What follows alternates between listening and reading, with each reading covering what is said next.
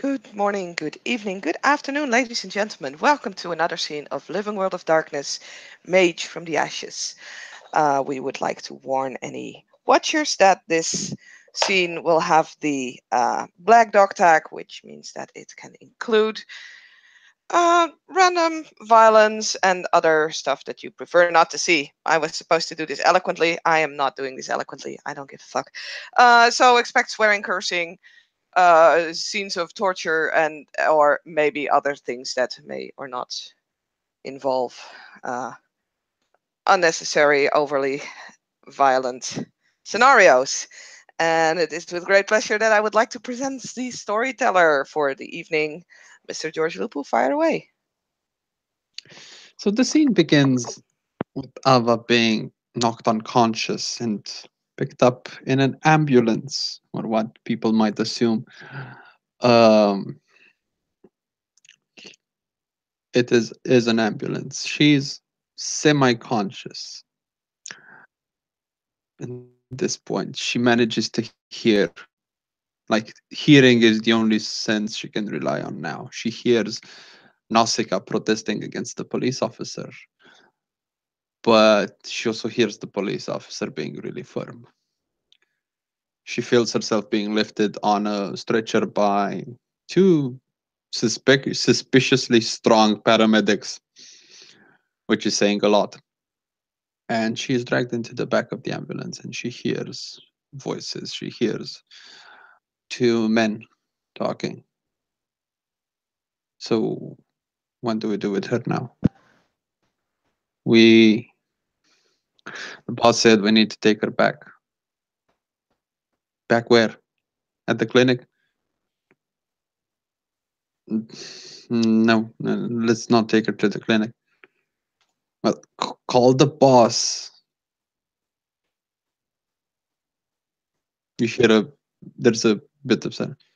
Yes, yes, hello, sir. Yeah, yes, we have her. Yes, the blonde girl, the Lindgren girl. We have her. Where should we take her? Uh huh. Is it safe? Okay, okay, okay. He said we need to take her to the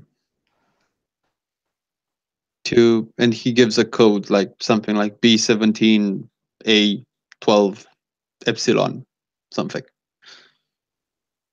The insert code here facility.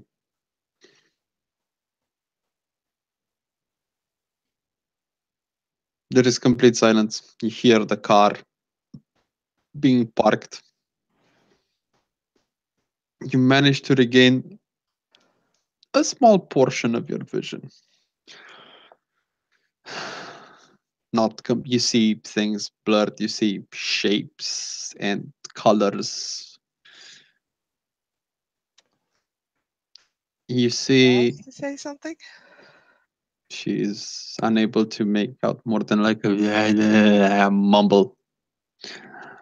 Uh,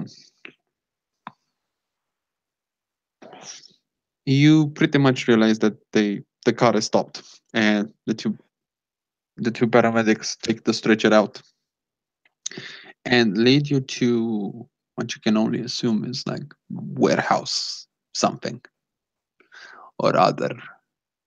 You feel like um you feel that they put you on this table. As far as you know, it's not a bed because it's hard, and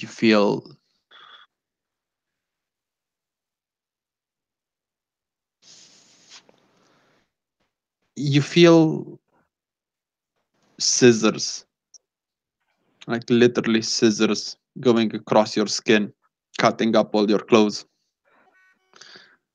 And one of these paramedics, these goons, at this point you can almost discern faces and your general surrounding. As far as you can tell, you're back in that warehouse. She is still like, especially when they're cutting up her clothes, she's trying to, uh, yeah, kind of like punch them off, wipe them away. She's too weak to do that. Like she can raise her hand, but there's no strength behind it. There's hmm, they're being really fast and really sloppy and really brutal about it. Like, and they kind of force Ava into this weird like hospital gurney, I think it's called Mhm. hospital clothes. Um, just like pull it over her head and like tie it back, and you Ava feels herself like pushed against the table, and there's a bit of she bumps her head on what is supposed to be a pillow, but there's something covered in leather and pretty hard, and she feels her back against like the cold uh, metal of this what you could probably guess is an operating table. You feel straps around your wrist, under your elbow, above your elbow. Basically, they're strapping you down next to each. Um, what's the word I'm looking for? Each joint. That's the word. Each joint. So she's probably got 4 or 5 straps on each of her legs, 3 or 4 straps on each arm. A strap that goes around her waist, another one that goes around her abdomen, another one that goes like around her shoulders, another one around her neck, and another one on her forehead. So she's basically almost mummified with these very strong, very rough straps.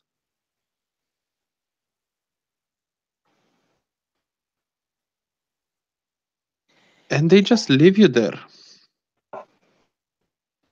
for you cannot tell how long. You slowly start to regain full consciousness and full control of your body and your ability to hear, smell, see, speak, and so on.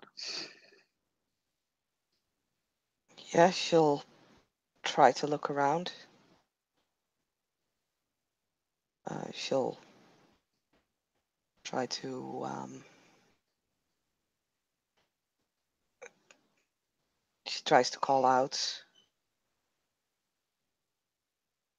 Um, Once she can, she'll. Yeah, like, I mean, it's basically just gonna be like, please, just let me go. Don't do this. I haven't done anything wrong.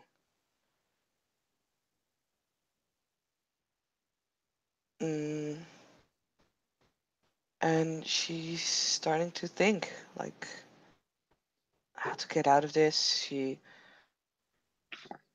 remembers all too clearly what has happened the first time that she was in it. Well, in the Zeta clinic, and she's pretty scared. She's probably shivering. Um, she's like she's crying. Um, she tries to come up with an idea. She doesn't really know what to do, not yet, at least. So yeah, she just sits there and waits.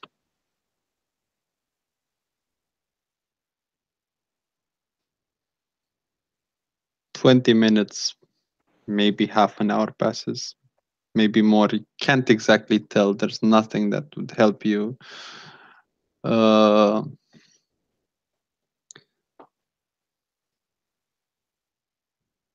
help you exactly figure out how much time there is. There's this smell of formaldehyde, of alcohol, of the general sterile smell of a lab.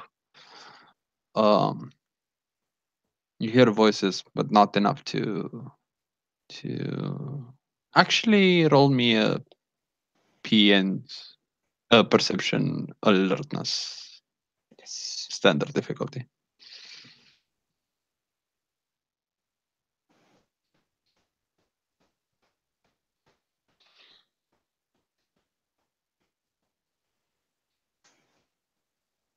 One, two, That's three, four four. successes.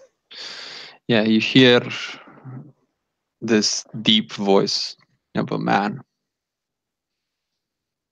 basically asking around, questioning. Did you get her? Yeah, yes, we did, sir. Was she prepared for the procedure? Yeah, yes, yes. We burned her clothes and her positions and changed her and strapped her to the table. Very well. You hear footsteps. The familiar sound of feet of male shoes, like dress shoes, whatever, on uh, concrete, approaching. You see this man approach in a lab coat. Gives you no attention. Just goes to one of the tables, and you hear sound of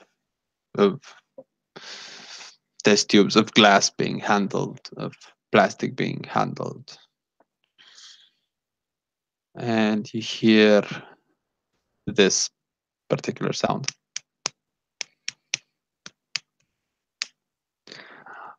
Uh, and yeah, the man approaches Ava.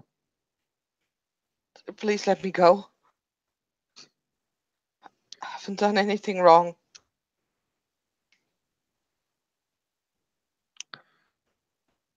I'm afraid we cannot do that, Miss Lindgren. Why not? Why are you all after us? We haven't done anything. Please. You All see, of us. he has a syringe in his hand. No, please. Please. Please, all of us are just trying to live our lives. We're not harming anyone. We're not doing anything wrong. We're not breaking any laws. Please.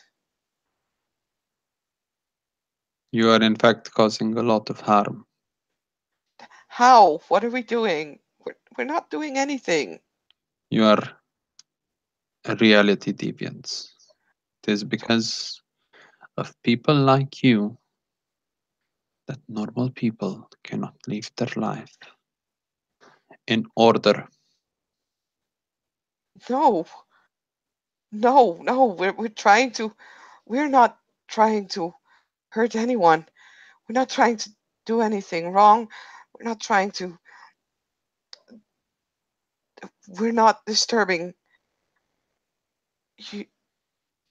Well, normal humans. We are normal humans.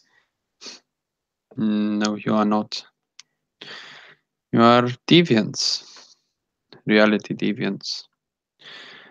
Your existence and your activities threaten order How? by your. He stops for a second. Paranormal activities. How? How are we doing anything wrong?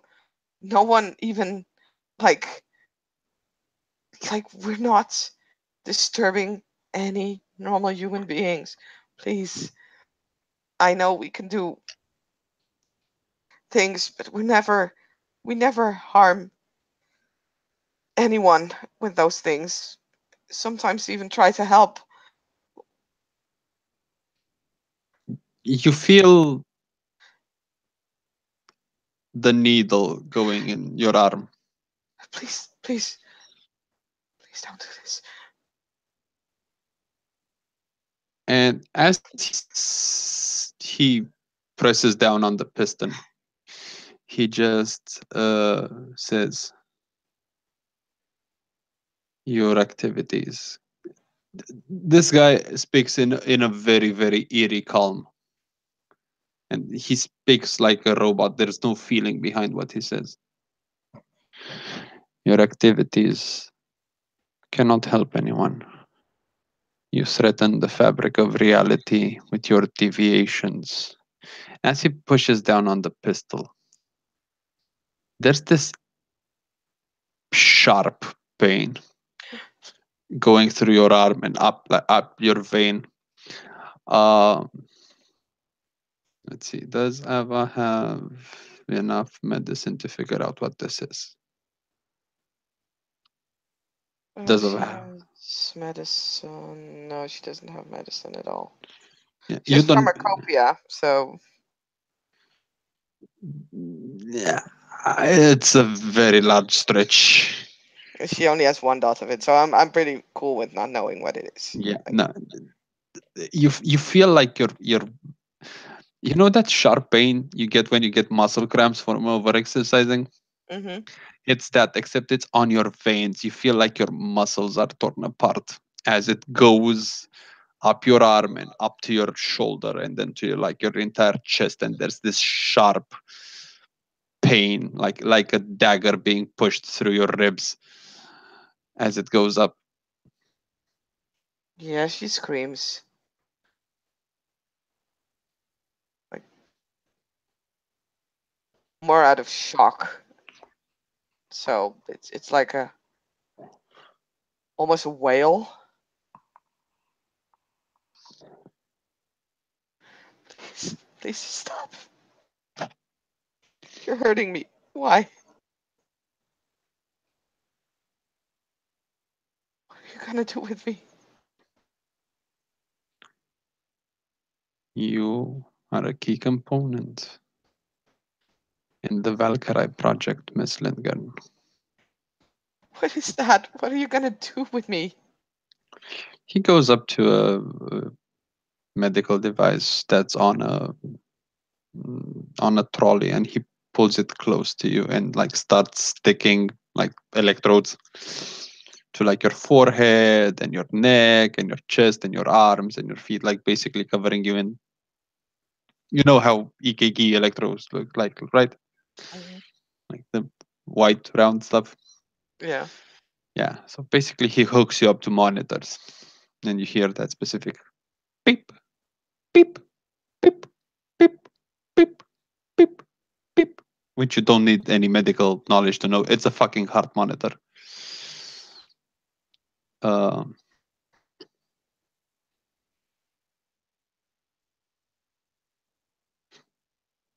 Yeah, her heart is racing right now. it just probably goes like beep, beep, beep, beep, beep, beep, Oh beep, yeah. beep, beep, beep, beep, beep, beep, beep, beep. I suggest you calm down, Miss Lindgren. You're only going to make this harder on yourself. And tell me what you're doing.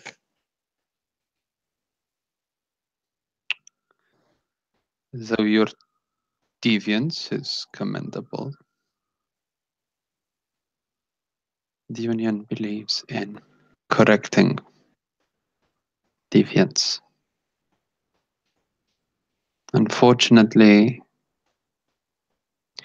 there are more and more of you each day.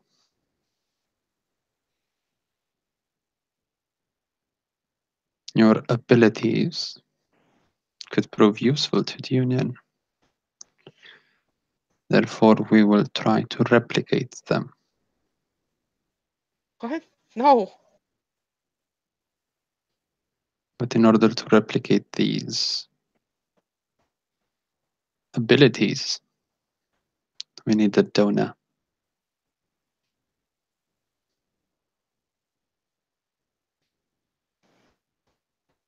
So, what? You gonna take my blood? He gives you a smile, but there's no warmth, there's no humanity behind the smile. It basically sends chills down your spine. That pain is still there. The pain in your muscles is still there. It's not as sharp. You probably somehow gotten used to it, but it still hurts. It hurts to breathe. It hurts to speak. It hurts to move. Like the only thing you can do and not hurt is blink. Yeah. Well, Because she could barely move anyway, so. at this point, the pain, you feel like someone's trying to tear your skin off. The solution has diluted to a point in which you actually feel like someone's trying to tear your skin off.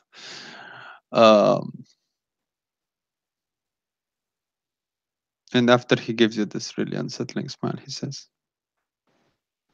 "Of course, blood, organs, information, reflexes, muscle memory. No. No. Won't let you. You're hardly in a position to make demands, Miss Lindgren. I suggest you cooperate."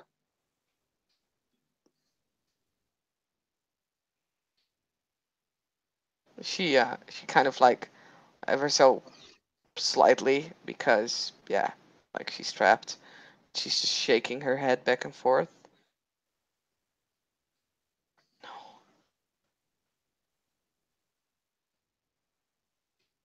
No. No.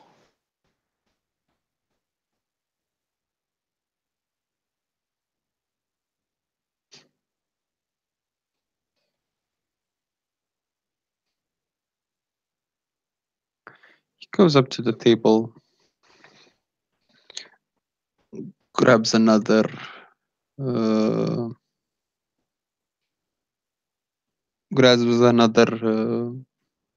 syringe. Never understood why you deviants. Syringe goes into your arm. Don't understand the need to cooperate, and that the fact that we are doing this for the good of humanity. Piston goes down. Start feeling numb. Your hand goes numb. Your entire arm goes numb. Your whole body goes numb. Everything from the neck down goes numb.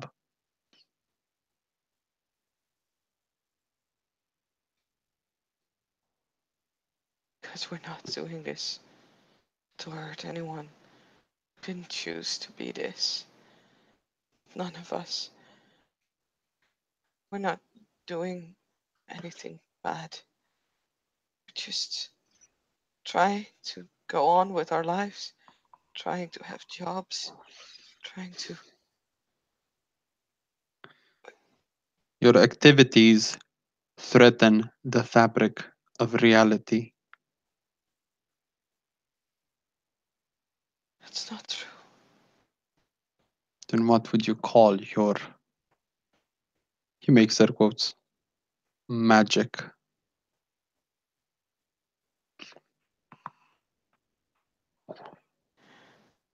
She will not answer that, actually. You're wrong. You just don't understand. You see him starting to release the straps one by one.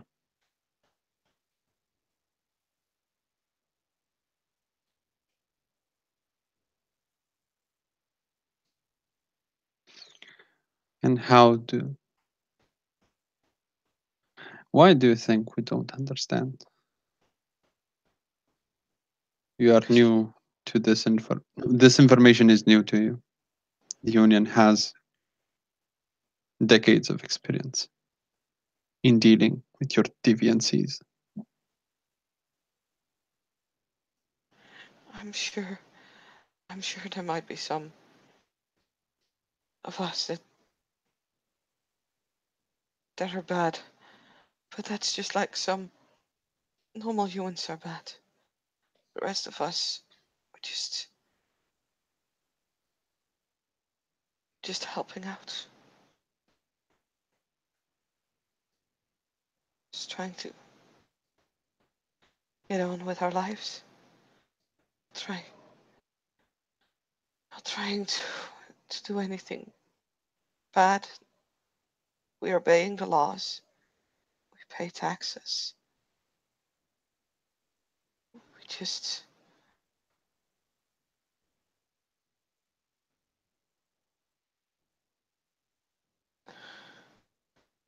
there are good and bad of us.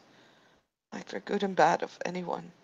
You tamper with the natural order of things, the elemental forces of the universe should not be left to the caprices of deviants such as yourself. Your recklessness threatens our security and the security of the sleepers. That's not As true. Protect him. you see him unhooking the electrodes and basically unhooking the monitors, and he starts pushing that table towards what you see is one of the pods you saw in your little raid, except this one is open. No.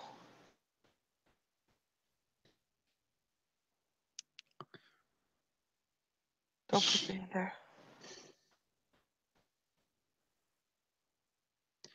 He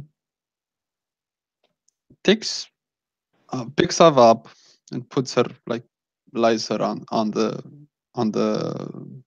in the pod. No, don't do this. What's gonna happen to me in here?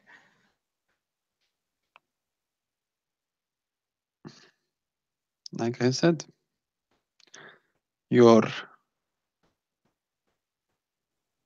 organism will provide samples for the Valkyrie project. He picks up this, like, long tube from above your head, and it ends in a needle. She is going to try something at this point. Which is something that she's just come up with, and this is probably the most stupid thing, and she's never done this before. She doesn't have any instruments to use. So what she's going to do is she's going to close her eyes, try to calm herself down, and is going to try to, yeah, basically lobotomize herself so that they can't get any information from her brain. Fair enough.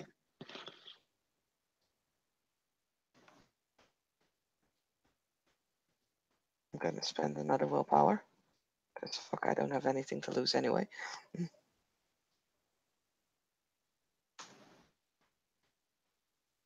That is 3 successes. Fair enough. You start to forget. Actually, let me double check. So your difficulty would be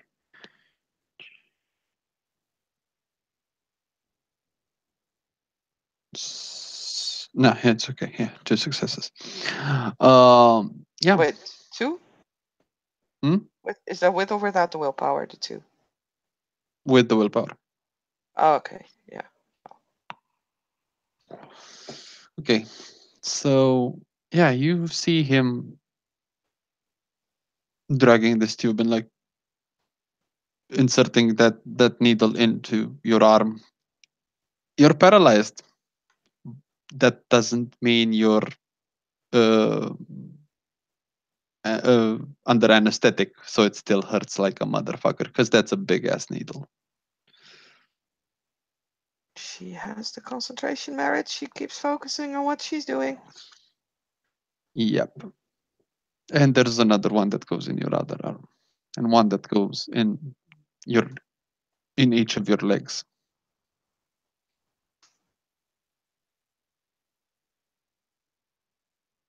Save each needle turn passes. Hmm? I just rolled again, but I failed. You can't make this into a ritual. Oh, okay. No, I just thought like an up to 5 successes thing, but You don't have the time. This happens in like fair 5 minutes. Yeah. So as you concentrate and do this spell, which is probably gonna take you like 5 minutes, he starts like hooking you up. There are needles in your body. There's like 10, 12 needles going into certain ways. There's one that he manages to place right on your carotid artery. So basically in your neck. All of them hurt. They hurt like hell. They're really thick needles. And she takes out the device from his pocket. Something that looks like a pencil. And he puts it like, places it in the middle of your forehead.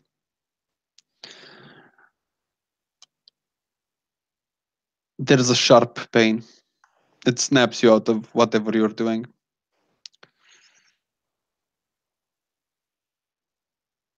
He takes the pencil away.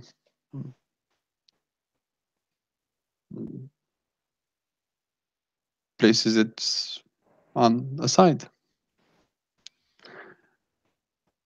And he looks at you and he gives one of like a very uh, uncomfortable smile, to say the least.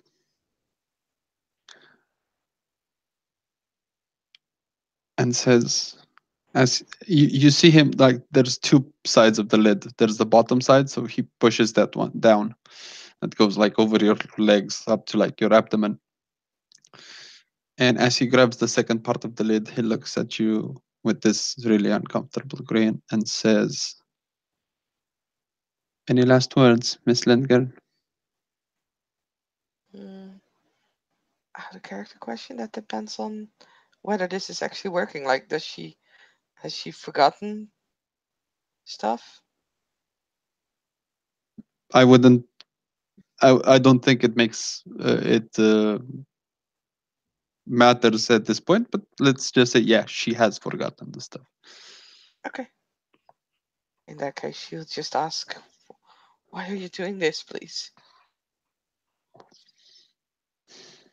Don't do this." To stop deviants from destroying reality. And as he says this, that smile turns into like this maniacal rictus, and he just like closes the lid. You hear footsteps, and you hear the sound of plastic against plastic.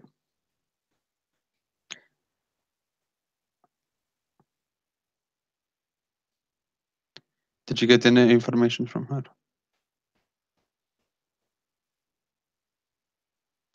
You hear some like the little jingle from a device that basically Windows startup sound. And you hear this robotic voice. Welcome to the Valkyrie project. Please insert your identification number. Tap, tap, tap, tap, tap, tap, tap. Welcome, Dr. Michael Jones. Please insert memory device. Sound of plastic against plastic.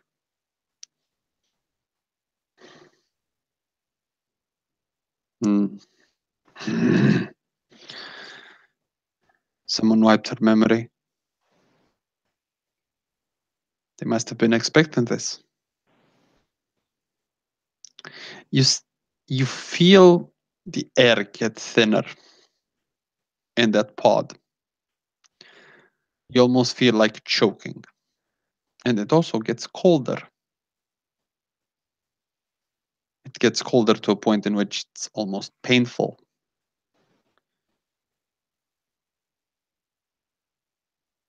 And yeah, you hear. No, there's no new information we found on her.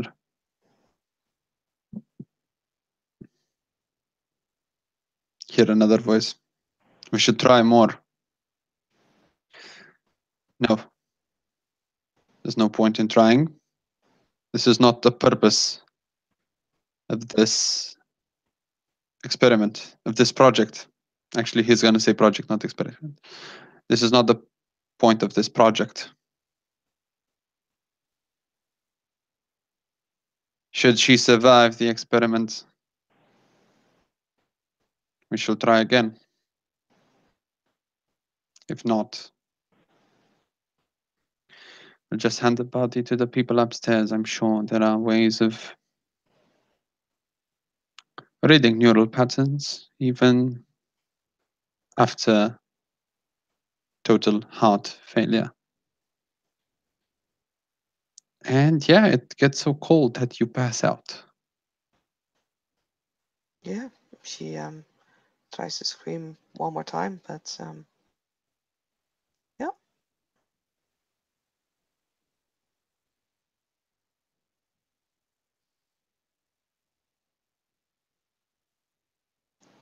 And I believe we can call this a scene.